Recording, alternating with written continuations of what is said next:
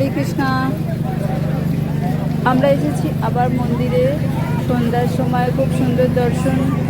আর এখন জগন্নাথকে গজবেশ সাজানো হয়েছে। আমরা খুব সুন্দর মন্দিরের বাইরের প্রাঙ্গণে অপূর্ব দৃশ্য, সন্ধ্যার সময় মন্দির এবং অনেক ভক্ত সমাগম আছে এখানে।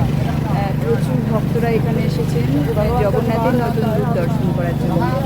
এই দেখুন সুন্দর বন্ধুরা, খুব সুন্দর দর্শন।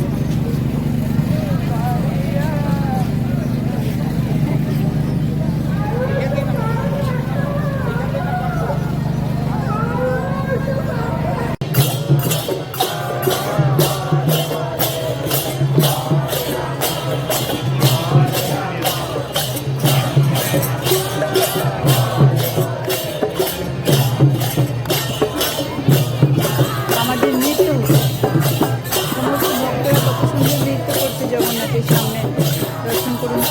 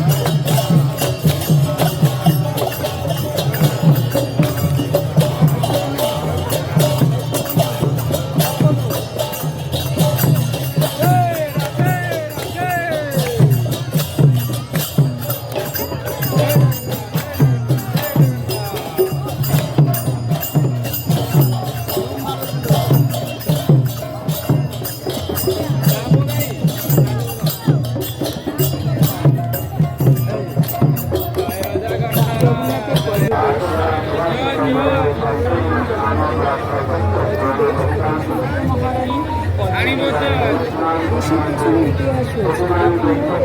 ব্রাহ্মণ থাকতেন, যিনি গণপতি ভক্ত ছিলেন।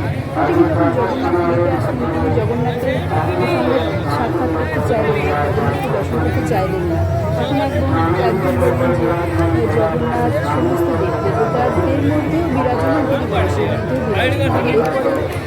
সে একটু ব্যবসায়ী জগন্নাথের সামনে গিয়ে গণপতি রূপে সে তাকে দর্শন চাইবে। জগন্নাথ তার কথা গণপতি রূপে তাকে, এবং সেইটা ছিল এই স্নানযাত্রার দিন। এবং তারপর স্নানযাত্রার সময় স্নানযাত্রার বলদেবকে গজবেশ করানো হয়।